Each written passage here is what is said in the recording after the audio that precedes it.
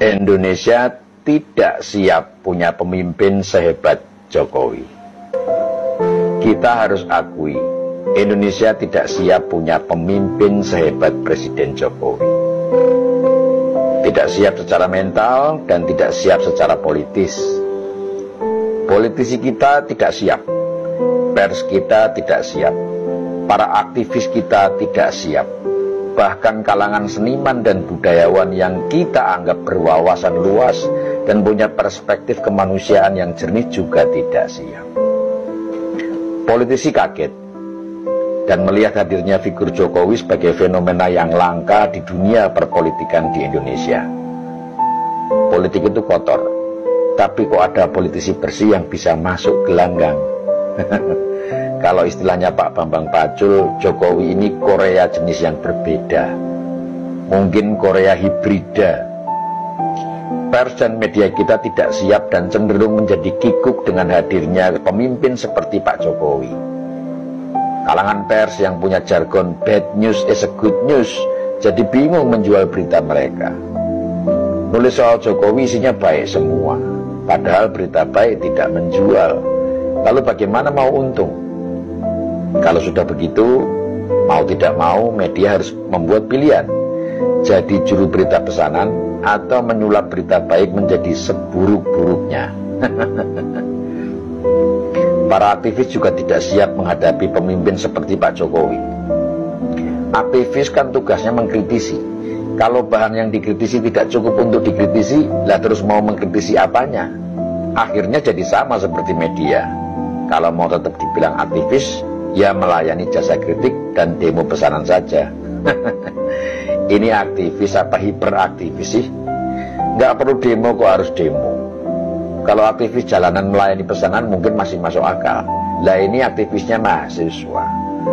Mahasiswa itu kan kelompok yang sama-sama kita tahu memiliki kualitas dan latar belakang pendidikan yang lebih baik. Kalau akhirnya melayani pesanan atau yang sering diledek dengan istilah mahasiswa, lah terus ilmiahnya di mana? Seniman dan budayawan kita tidak kalah kalang kabutnya ketemu sosok pemimpin seperti Jokowi. Grup teater yang biasa mengolok-olok pemimpin korup jadi tidak punya bahan untuk dijadikan naskah pertunjukan. Zaman Pak Harto, zaman Pak SBY masih banyak bahan. Lah zaman Pak Jokowi ibarat sumur airnya kosong, tidak bisa ditimba. Pak Jokowi memang jadi sumber paceklik seniman-seniman yang cari makan dengan sindiran-sindiran dan kritikan-kritikan. Ide mereka mampet ketemu presiden sebersih Jokowi. Padahal seniman masih bisa makan dengan membuat atraksi dan menampilkan bakat-bakat yang hebat loh. Tapi maaf, jangan-jangan kebanyakan seniman kita aslinya nggak punya bakat. Lah terus apa bedanya sama aktivis jalanan tadi? Di kalangan budayawan yang seringkali juga disusupi rohaniawan, punya pemimpin seperti Jokowi ini banyak bikin mereka kaget-kagetan. Revolusi mental yang dijalankan Presiden Jokowi seperti mengambil alih sebagian pekerjaan mereka. Meski banyak yang mengklaim revolusi mental tidak berhasil, tapi kenyataannya kita bisa lihat sendiri, di masyarakat telah terjadi perubahan perilaku dan sikap yang cukup menonjol, dan semua itu mengarah pada aspek mental. Kita lihat bagaimana pembangunan infrastruktur juga berjalan sejajar dengan gaya hidup masyarakat kita. Jalanan tidak sesemrawut zaman dulu. Para pengguna moda transportasi umum tertib menggunakan fasilitas. Ketaatan membayar pajak juga meningkat. Kepatuhan terhadap peraturan juga semakin baik. Toleransi beragama meningkat. Kecintaan terhadap budaya dan produk lokal juga jauh lebih baik. Terus tidak berhasilnya di sebelah mana? Tanpa sadar, budayawan dan rohaniawan kita mulai kurang kerjaan. Dan harusnya mereka bahagia karena itu. Tapi seperti yang kita lihat belakangan, mereka ikut rame-rame menyudutkan presiden. Apa karena mata pencarian mereka mulai berkurang? Kalau iya kan bisa dibicarakan. Tapi ketidaksiapan itu tidak berlaku bagi rakyat atau kelompok awam yang memang sangat merindukan pemimpin seperti Pak Jokowi.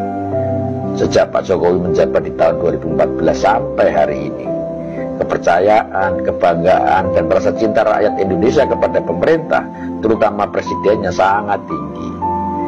Rating approval hingga awal tahun ini masih di atas 70%. Ini tidak pernah terjadi pada presiden-presiden sebelumnya.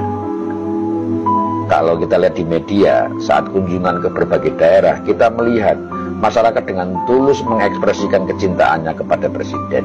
Dan fakta itu yang mau disangkali dan digerus oleh kelompok yang ingin merebut estafet kepemimpinan secara paksa. Mereka tidak paham, kepercayaan itu tidak bisa diambil dari rakyat, tapi ditumbuhkan dari kerja keras oleh orang yang akan mendapatkan kepercayaan itu. Dan Presiden Jokowi telah bekerja sangat keras untuk memajukan bangsa ini. Jejak itu jelas tidak akan pernah bisa dihapus, bahkan oleh fitnah yang paling meyakinkan. Apakah Indonesia tidak akan pernah siap untuk menjadi bangsa yang hebat karena dipimpin oleh seorang presiden yang hebat? Semestinya tidak.